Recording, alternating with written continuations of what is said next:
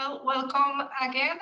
After these two parallel sessions, we are going to proceed with the closing remarks. First of all, I would like to give the floor to Francisco Santarremigia, who is going to present these closing remarks as a representative of DIAMOND. Thank you, Francisco. Thanks, Fuentes. Can I share my screen, please?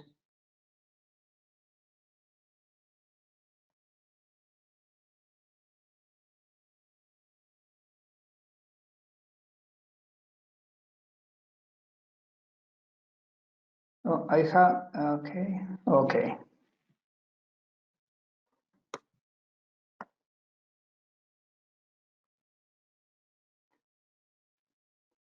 Well, I am Francisco Santarremigia, the technical coordinator of the DIAMOND project. This has been a long day. We have arrived at the end of this second day of the event. And I want to thank all the speakers and attendees of today on behalf of the DIAMOND project. From the point of view of DIAMOND, we have addressed today morning the next points.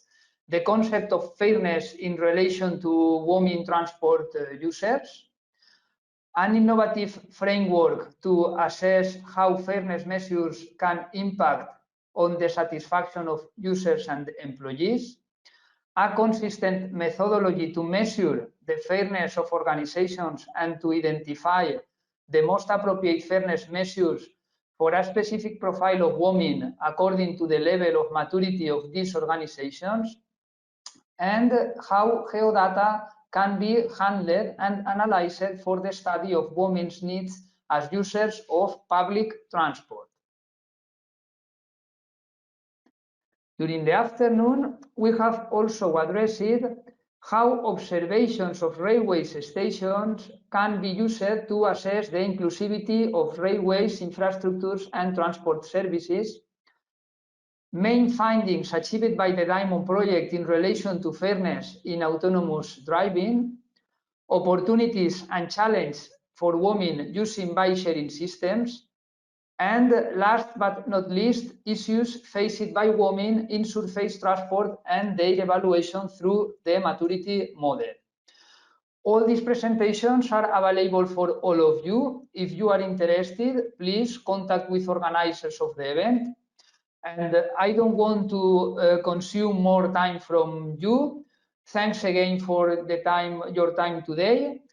And we see you tomorrow. And I leave now the floor to André in order to close this second day of the event from the side of the TInnGO project. Thanks. Have a nice evening. Thank you, Francisco. I don't have any slides, but I would like to thank all the speakers today. In summary, what the TInnGO project has done is introduce the work conducted on important underlying concepts. So Lena Levin introduced the theories of gender and intersectionality and challenged the beliefs of the neutrality of transport systems, highlighting lack of awareness to see the problems. Jackie followed this up by talking about social justice, gender diversity and mainstreaming, and introduced TIMI, TInnGO's intersectional mobility indicator to consider personal and structural factors. These themes were reflected by our keynote speaker, Eleanor Listy, and I'd like to thank her very much for her contribution and her insights and personal experiences. Paul McGee followed by introducing the work of the design team at Coventry University in the UK Hub. And here, what is essential to note is the need for designers, those who are creating our future transport systems, to be more empathic and understanding. And he also suggested some of the benefits that the new designers have received from working on our project. The TInnGO partners also introduced the data that's been collected within the lifetime of the project from the hubs, and we've given 3 presentations. Angela Carboni from Polito analysed Italian sumps from a gender and diversity perspective and introduced how TInnGO has contributed to the debate and relevant policy notes. Sophia and Christian from PTM have discussed emergent clusters from the TInnGO disaggregated data, following on from Anna's presentation yesterday. And what I'd like to say is that all this data is available on the TInnGO Open Data Repository, and we would welcome other people to share their data with us so that we can actually build up a repository of all this data. In terms of new methods and data sets, Hilda Christensen from University of Copenhagen spoke to the topic of new methods and approaches for looking at smart cars and autonomous vehicles by introducing a new visual analysis approach to looking at emergent themes and narratives relating to smart mobility. And Janet just now has introduced the EASY tool as a means of getting designers to consider the effectiveness, affordability, attractiveness, sustainability, and inclusivity of their concept designs. And this can also be used as an evaluation tool. What's important here is that we throw these terms around, but designers say, oh yes, they're designing to them, but there is no evidence that they've actually designed against these. So this acts as a prompt for them to understand what these terms mean and use them. With regard to the usability and inclusivity of services in the TInnGO hubs, Hilda and colleagues have introduced the work of the Danish hub in relation to biking and smart mobility.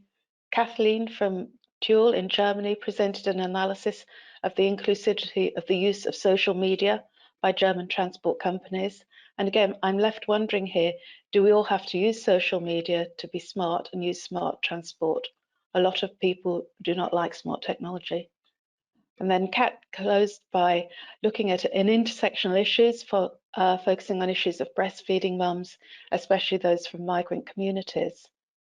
What I think is key here is that experience is everything, and the hard data can only go so far. For example, it's really telling to sort of think about what a disabled person feels like when they're faced to sit in a guard's van or being stuck, isolated late at night and not knowing where help's going to come from or how to get off the platform. And having the intimate mother-child bond being broken or not being treasured because of harassment and poor design. I think hard data can only go so far, but we also need to remember that we're all human and appreciate what everyone is experiencing. So thank you very much and have a good night, everybody. Francis, do you want to say anything from I10A in terms of closing up? Oh, I'm sorry, I'm in the dark here. It's dusk in yeah, thank you very much, Andre. Thank you to everybody for this long day, but we still have another very interesting day. Tomorrow we will start with a keynote by Doug Waldmark. Then we will have an interactive workshop with our colleagues from the Scandinavian Hub and 3 more sessions where we will be sharing as these 2 days different approaches, ideas, tools, platforms, etc. So we will be waiting for you here again tomorrow at the same time as today. So thank you very much and have a nice evening.